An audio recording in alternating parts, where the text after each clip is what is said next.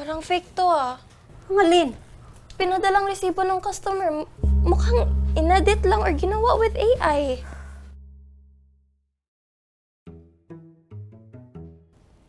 Ang bigat na ng tiyan ko. Pero di ako papipigil. May social media page na kami. At ang daming orders.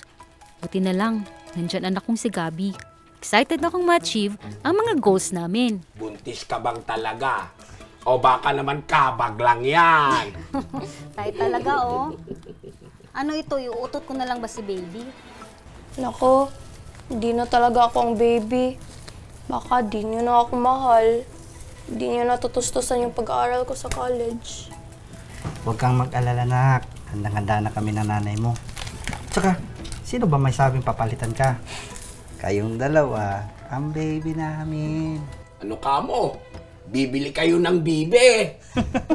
Tay, kailangan mo talaga ng bagong hearing aid. Ma, parang fake to ah. Fake? Ang alin? Ito, pinadalang resibo ng customer. Mukhang inedit lang or ginawa with AI. Teka, i-try ko muna chat yung customer. Akala ko, tuloy-tuloy na. Naging bato pa. Ano Naku, nangyayari dito? pasensya po, Tita Miriam. Na-scam po kasi kami. Oh, tingin nga. Ayaw na mag-reply ng umorder, tas nag-send lang pala ng peking transaction receipt. Naku, yun na nga ba sinasabi ko eh. Uso nga to ngayon. Maglalakad-lakad na lang muna ako.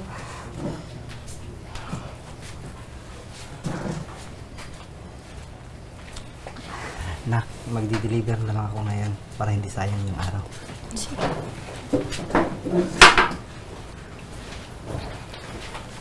Tuloy ang ikot ng buhay. When life gives you sapin-sapin, dapat kainin. Hayaan mo na yung pera. Kikitain mo pa yan. Pwedeng mapagod, pero wag kang susuko. Importante, may natutunan ka. Ngayon, alam mo na. Go, go, go! Pa, marami ka nang ide-deliver. Kopya, nak. Mga koys, may delivery mission tayo. Mga kasama, kung gusto nating manalo sa buhay, dapat tayong tumayasa sa mga sarili natin. At hindi sa mga manok na hindi atin. Tayo ang manok! 80 per delivery direct to client. Sino may gusto? Tara! Hindi madaling iwan ang pagsusugal. Lahat naman kami gusto lamang makapagbigay sa aming pamilya. Buti na lang, di ako sinukuan ni Sally.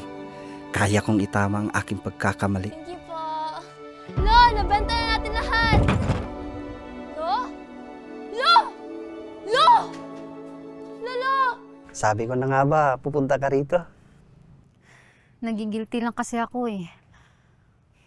Kung alam ko lang sana, di na tayo na biktima. Di sana sayang yung mga sapin-sapin dun. Okay na, nabenta na lahat. Ha? Lahat? Paano? Teamwork. Ang galing ng anak natin na magbenta sa social media. At pinagtulungan namin ng mga rider ang delivery. May kita na sa delivery. May kita rin sa sapin-sapin. Ay, salamat. Ang galing mo rin, Loves. Halika, magtabi tayo ng ipon. Ay. Hello, Nak. Nak.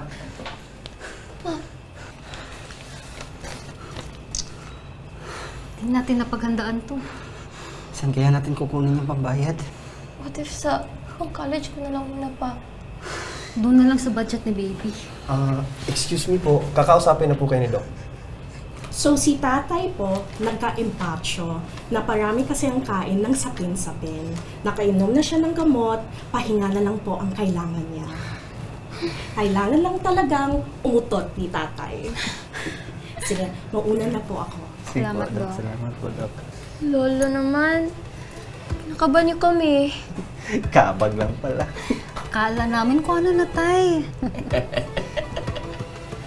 Sa buhay, marami tayong akala.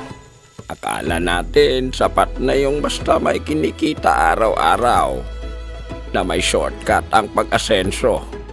Akala natin hinihintay ang success. Pero lahat ng hamong nalalasap natin may dahilan. Parang sapin-sapin. Bawat sangkap, pampasarap. Kaya when life gives you sapin-sapin, dapat